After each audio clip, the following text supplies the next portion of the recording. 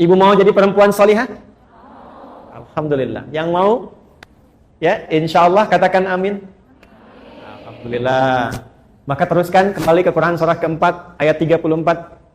Kalau ingin jadi istri ibu yang salihah, cirinya 2. Awas bu ya. Ini yang pokok untuk perempuan salihah nih, istri salihah. Dan kalau ibu bisa lakukan itu, dijaga sampai meninggal, itu hisabnya Masya Allah. Langsung diperintahkan oleh Allah untuk ke surga dari pintu mana saja yang dipilih. Gak cukup dengan amin, kita bacakan dulu hadisnya. Qila laha yaumal qiyamati, akan dikatakan kepadanya saat hisab, udkhulil jannata min haitsu syi'ti. Langsung aja masuk surga dari pintu manapun yang kau kehendaki. Hadisnya sahih. Rawahu Tirmidzi, hadis riwayat Imam At-Tirmidzi, hadisnya sahih. Ini amalan saya ijazahkan dari Quran. Menjelang subuh, bangun sebelum subuh, misalnya 5 menit sebelum subuh aja, rajin istighfar. Itu Allah akan jaga. Insya Allah dijaga, hartanya stabil, anaknya sehat. Karena itu janji Allah di Quran surat Nuh. Faqultu astaghfiru rabbakum innahu kana ghaffara. Yursilis samaa'a 'alaikum midrara wa yumdidkum bi amwalin wa banina. Jadi anak akan dijaga, suami dijaga, harta dijaga, kehidupan berkah, nyaman. Dan kenapa sebelum subuh? Itu amanah di Quran surah 51 di ayat ke-18.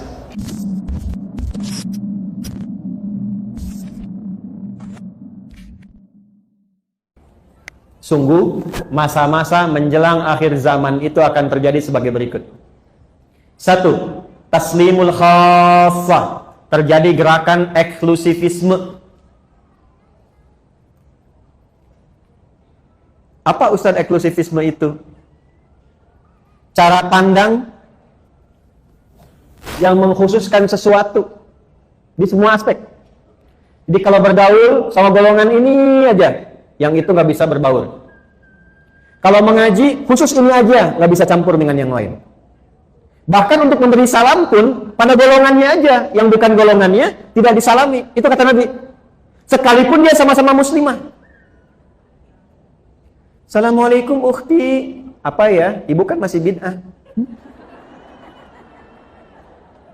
Hah?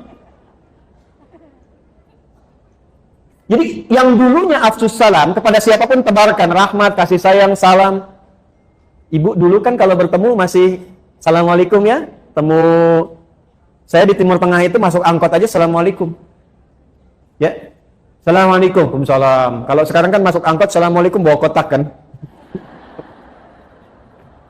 Nah, ini akan terjadi gerakan yang terbatas kata Nabi. Dekat-dekat akhir masa itu sudah nggak kenal lagi silaturahim yang luas. Mulai terputus. Kemudian yang kedua apa? Ini yang terkait dengan penjelasannya. Fusyuwat tijarah. Sudah mulai menyebar berbagai jenis jual beli, transaksi jual beli. Di kata Nabi, semua jenis perdagangan jual beli itu ragamnya udah banyak. Sampai-sampai di hadis lain taqarrubul aswaq, cara mengakses dagangan itu jadi lebih mudah. Sekarang terjadi tidak?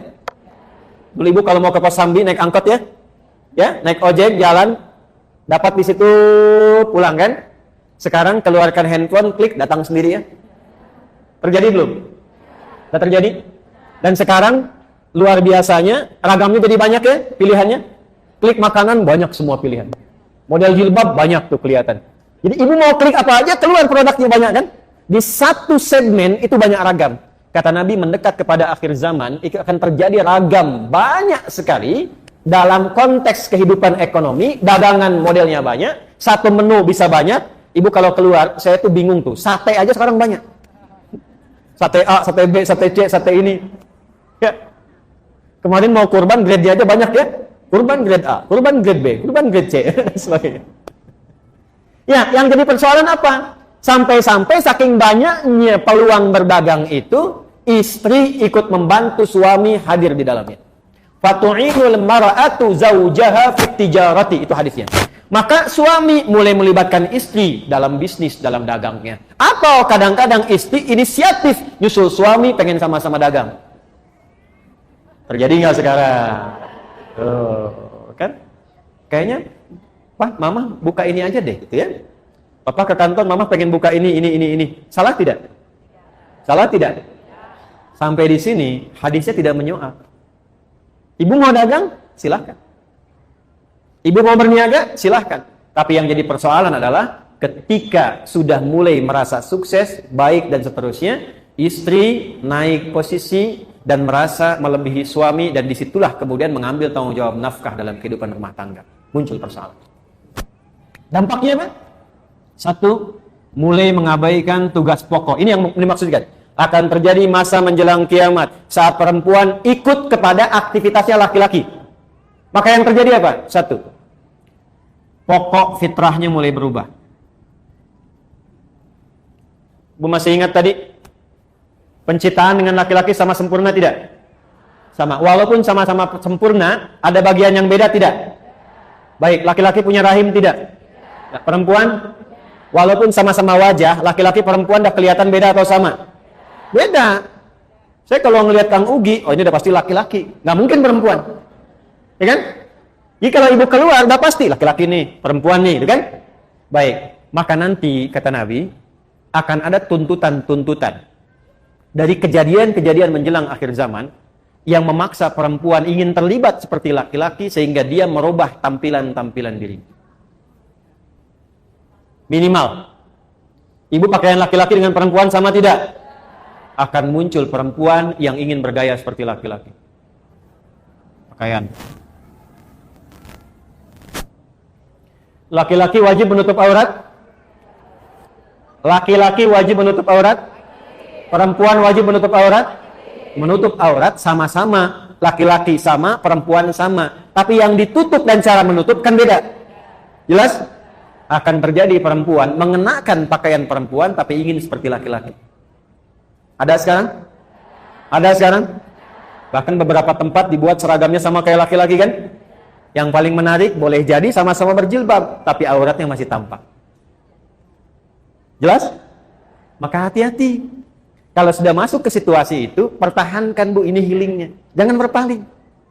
Sebab ketika diikuti itu, berpaling dari ketentuan Allah, yang terjadi nanti akan marak apa? Karena pakaian sudah berubah. Awas hati-hati. Aurat yang ditutup terbuka. Aurat itu kan kalau sudah terbuka, memancing. Ya, perilaku-perilaku yang tadinya tidak terjadi bisa hadir. Konsekuensinya apa? Zina. Jadi makin marah. Zina. Tuh. Jadi makin marah. Makanya ibu sering baca kan? Tanda-tanda menjelang mendekat ke kiamat, banyak zina tersebar kan? Nah, pengantarnya itu dari situ awalnya. Laki-lakinya begini, perempuannya ikut berpaling. Tidak dilarang kalau ingin beraktivitas. Ikut bekerja misalnya, atau menyalurkan hobi. Tapi ketika merubah tampilan fitrah, itu yang jadi persoalan. Maka coba perhatikan. Kalau berdandan, berpakaian, dan sebagainya, jaga. Jangan sampai terlibat pada suasana yang sempat di-warning oleh Nabi SAW. Jelas sampai sini? Model. Ini saya bicara dalam konteks iman ya, dalam konteks umat Islam ya. Kalau di luar yang tidak beriman, gak akan kepikiran ini Bu. Gak akan kepikiran. Makanya kalau ibu ke barat, di Amerika, di Eropa, kan, agama itu dianggapnya biasa seperti budaya. Makanya gak ada pikiran tentang agama. Jadi bagi mereka, karena gak belajar tentang nilai agama seperti kita yang pelajari dalam konteks keislaman, mau pakaian apa saja silahkan, yang penting terhormat dalam budayanya. Jadi mau kelihatan auratnya juga bagi mereka yang penting terhormat dalam budaya mereka. Ya, mau pakai pakaian minimalis juga dalam budaya mereka, karena nggak ada konsep ini. Bagi insan beriman, perempuan yang beriman, cara pandangnya berbeda. Jadi kalau ada budaya misalnya di barat dibawa, ya dalam konteks bisnis sah-sah saja. Tapi dalam konteks kita beribadah sebagai seorang perempuan muslimah, perempuan mukminah yang beriman, boleh nggak mengadopsi itu? Boleh nggak mengenakan pakaian yang serupa? Ketika itu dilarang atau berpaling, dalam bahasa judulnya ibu, berpaling dari situ, maka yang terjadi pasti persoalan. Saya cuma sarankan saja, selesaikan persoalan itu sebelum pulang menuju Allah Subhanahu wa Ta'ala. Nih, contoh paling gampang sebenarnya begini. Bu, perempuan dalam Islam berjilbab tidak? Ya, nggak ada perbedaan pendapat. Berjilbab tidak? Berjilbab. Laki-laki berjilbab tidak? Tidak. Perhatikan baik-baik. Perempuan tuh berjilbab, hikmahnya banyak. Kalau kita bahas satu saat ayat tentang jilbab, saya urutkan tuh. Dari mulai fikihnya, hikmahnya, macam-macamnya. Itu Bu, saking sayangnya Allah, itu perempuan diminta berjilbab karena sayangnya Allah. Ya ayyuhan nabiyyu, hei Nabi sallallahu alaihi wasallam, Qul li azwajika viralkan. Bahasa sekarang kan viralkan. Kalau sudah viral, like, share, and comment. Kalau sudah viral, like, share, and comment. Kata Allah, viralkan. Katakan pada istri-istrimu, banatika, dan anak perempuanmu. Perhatikan, wanisa mu'minin, dan semua perempuan yang beriman. Saya tanya, ibu perempuan tidak? Perempuan bukan? Beriman tidak? Berarti ayat ini untuk saya atau untuk ibu? Ayat ini untuk perempuan atau laki-laki? Yudnina min jalabibihinna asa an yu'rafna fala yu'dain. Kata Allah, kenakan jilbab. Kenapa harus berjilbab? Satu, asa an yu'rafna, supaya diketahui mereka perempuan beriman. Kalau sudah tahu, fala yu'dain, maka melekat hukum pada laki-laki untuk menghormati dan membantu serta melindungi.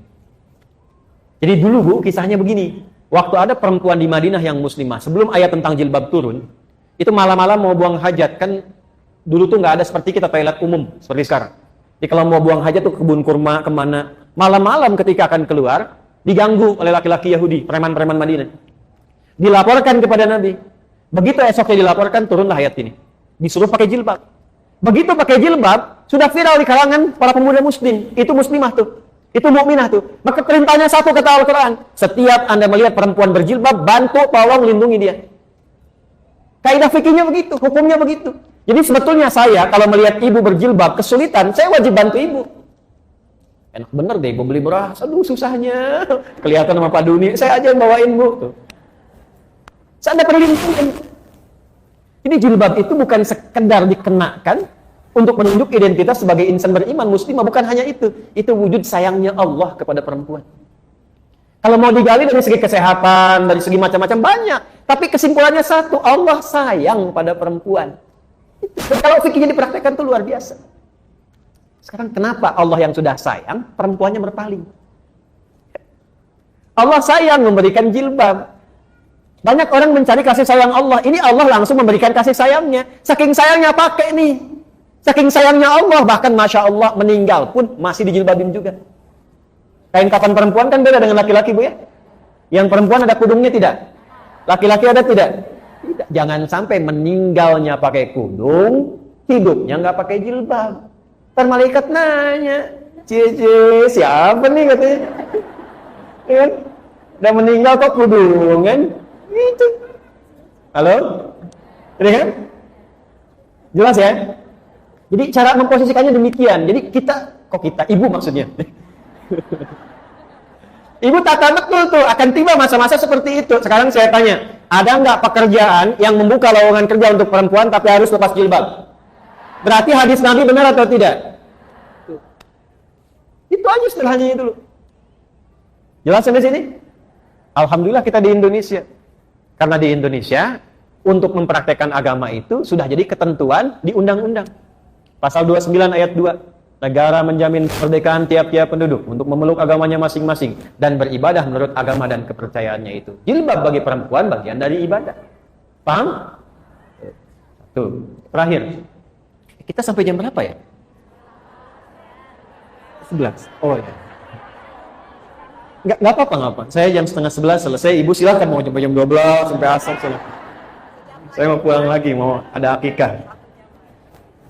Dah, lihat sini. Terakhir. Fokus. Silahkan, kata Allah. Kata Nabi. Allah dan Nabi menyampaikan. Allah memberikan instruksi, Nabi menjelaskan. Atas perintah Allah subhanahu wa ta'ala. Ada hobi, bakat silahkan. Tapi jangan merubah fitrah. Yang kedua, keluar dari tugas pokok yang berlaku bagi perempuan di rumah. Ibu, laki-laki banyak mencari nafkah di luar. Otomatis perempuan banyak waktunya di rumah. Karena itu fitrahnya disiapkan oleh Allah untuk mensupport beberapa aktivitas yang ada di rumah. Contoh, maaf sekali, biasanya yang interaksi sama anak-anak banyaknya siapa? Yang menyusui ibu atau ayahnya? Ibunya. Yang menggendongnya umumnya siapa? Masya Allah. Karena itu anak kepada ibu itu luar biasa. Bu, itu mahal. Karena itu orang Arab menyebutkan madrasah pertama untuk anak itu ibunya. ibunya. Nah sekarang ibunya keluar. Anak dititipkan pada orang lain. Kasih sayang ibu nggak ngalir ke anak. Gendong yang gendong orang lain. Anak nggak merasakan kehangatan ibunya. Karakternya nggak nyampe. Ibu cuma bisa marah-marah ketika anaknya nggak nurut sama ibu. Ibu tanyakan istighfar, tuh anak tuh begitu, kenapa? Apa dosa ibu kepada anak tuh? Ketika Anda minta, nah begini, anaknya rewel, anaknya berangkat, ibu cuma bisa marah, tapi tidak melihat ke belakang tuh terjadi apa. Kok anak orang lain nggak begitu? Anak orang lain taat-taat saja. Anak orang lain baik-baik saja. Riset menunjukkan kebanyakan anak yang tawuran, yang narkoba, yang ribut, itu ketika di riset, mereka ternyata mencari perhatian yang tidak didapatkan di rumah. Itu. Ibu ke masjid boleh tidak? Boleh. Dengan syarat. Tempatnya ada khusus, aman dari fitnah, dan tidak melalaikan kewajiban di rumah tangga. Ada anak minta ASI pada ibu. Ibu nggak boleh. Sebentar ya, mama subuh 2 rakaat, ntar balik lagi. Nggak bisa. Dosa malah. Ibu sholat di rumah, dan ketika sholat di rumah demi memenuhi kebutuhan yang di rumah juga, itu sama nilainya dengan suami yang ke masjid. Nilainya sama. Yang mau saya katakan, urusan akhirat saja tidak mengabaikan konteks kehidupan rumah tangga, apalagi cuma urusan dunia. Jadi mulai hari ini, keluar dari sini, pakaian tata dengan baik. Cek di rumah apa yang belum tuntas. Karena sesukses-sukses anaknya, ketika anak sukses hebat apapun, perintah pertama Al-Quran, hey, jangan dulu bagi dengan yang lain, bagi dengan ibumu dulu. Bagi dengan ibumu dulu. Minimal doakan ibumu, doakan ayahmu. Itu yang di Quran surah 46, ayat 15 itu. Tapi ibu yang bagaimana yang mesti diberi perhatian? Ayah yang bagaimana yang mendapatkan itu semua? Jangan sampai tidak terjadi semua itu. Adalah ibu yang justru bisa memberikan waktunya untuk membuat anaknya sukses di kemudian hari. Dan itu tidak mungkin terjadi kalau di rumahnya berkurang waktunya hanya untuk keluar. Tidak disalahkan ketika keluar, tapi bagi sehingga tidak meninggalkan yang pokok. Saya tutup yang terakhir. Ibu mau jadi perempuan salihah? Alhamdulillah. Yang mau? Ya, insya Allah katakan amin. Alhamdulillah. Maka teruskan kembali ke Quran surah keempat ayat 34. Kalau ingin jadi istri ibu yang salihah, cirinya 2.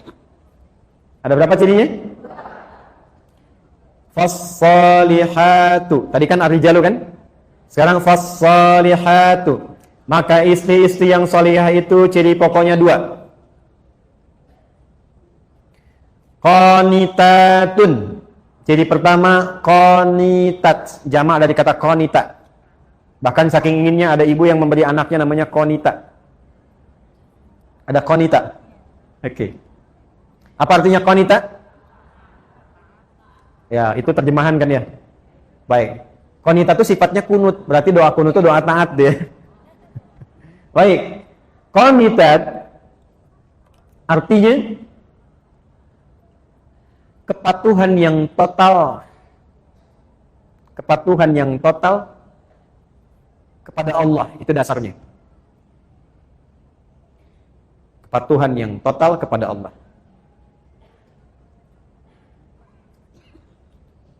Asalnya itu.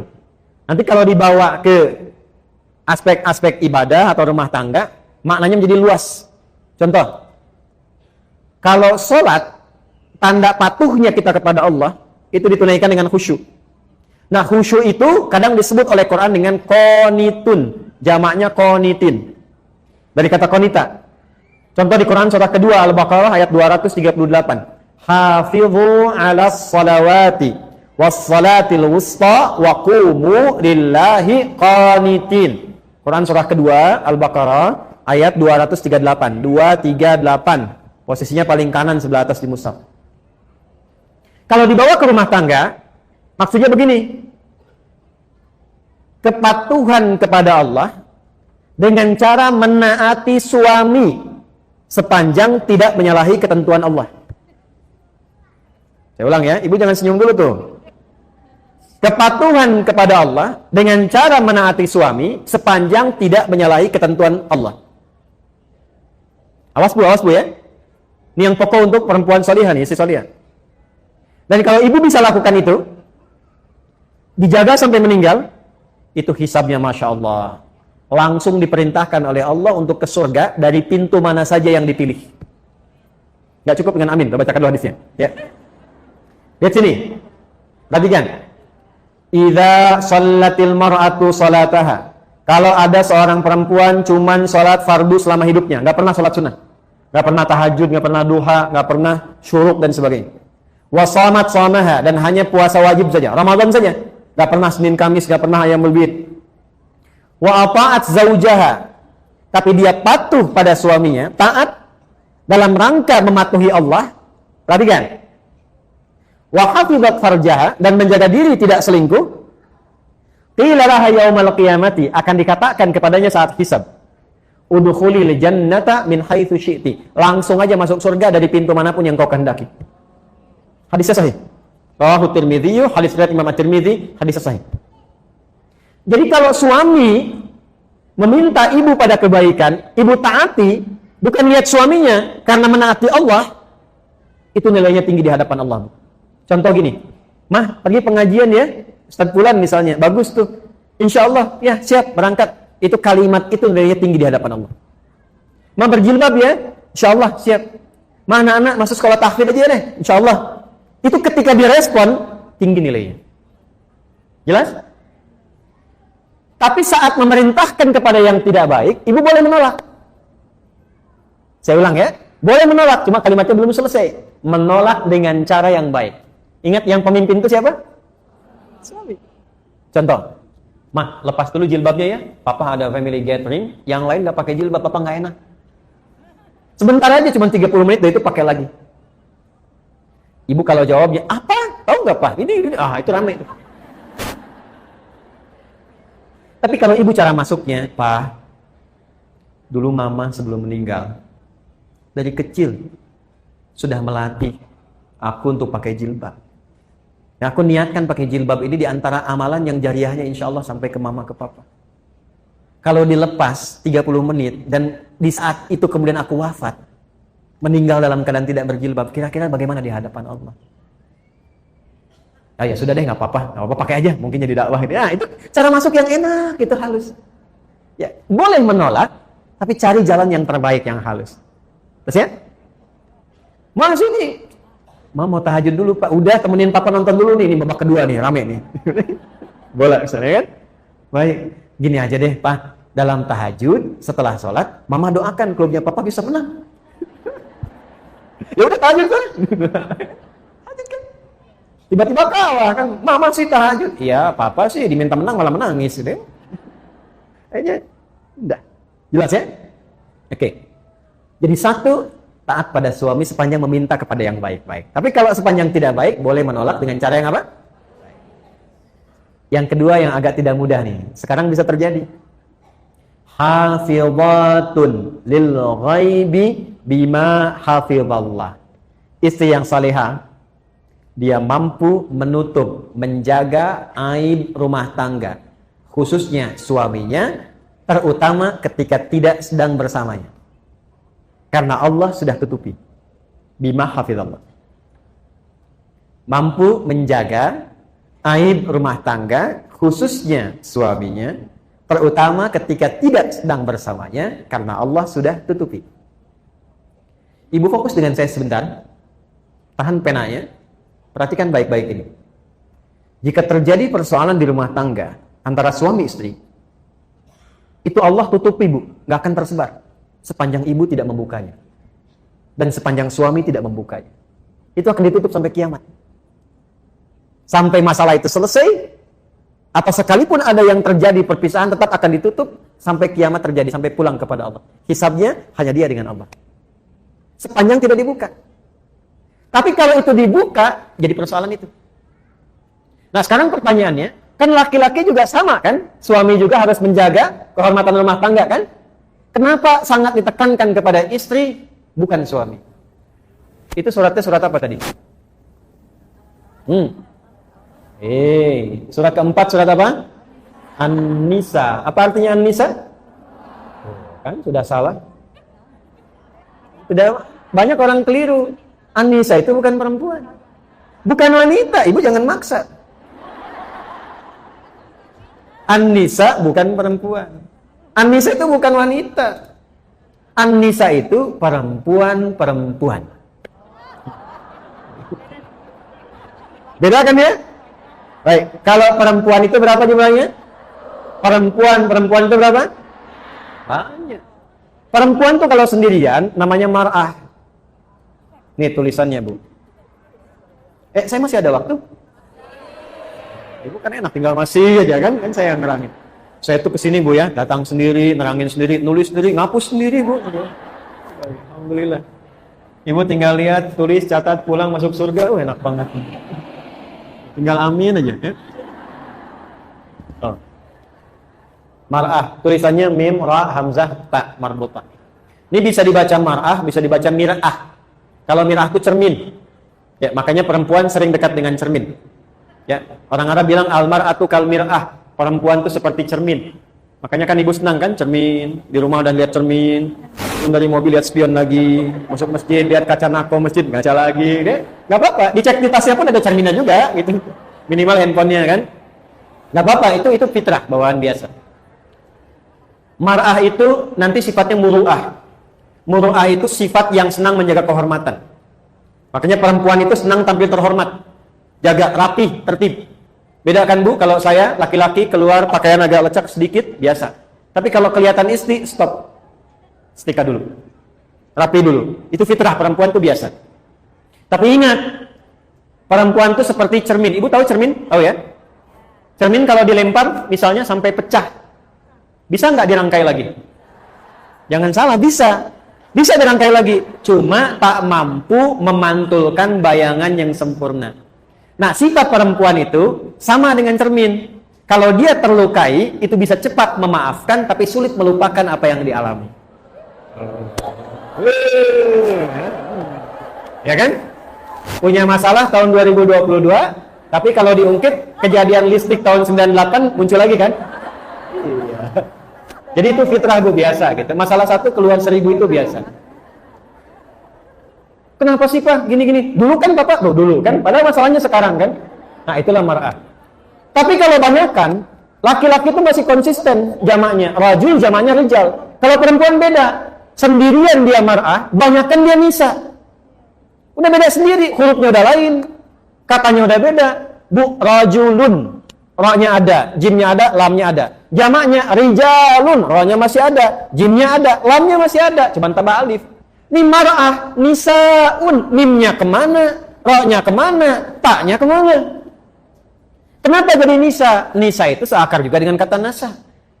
Apa itu nasa? Di antaranya adalah sifat yang mudah mengungkapkan apa yang dirasakan.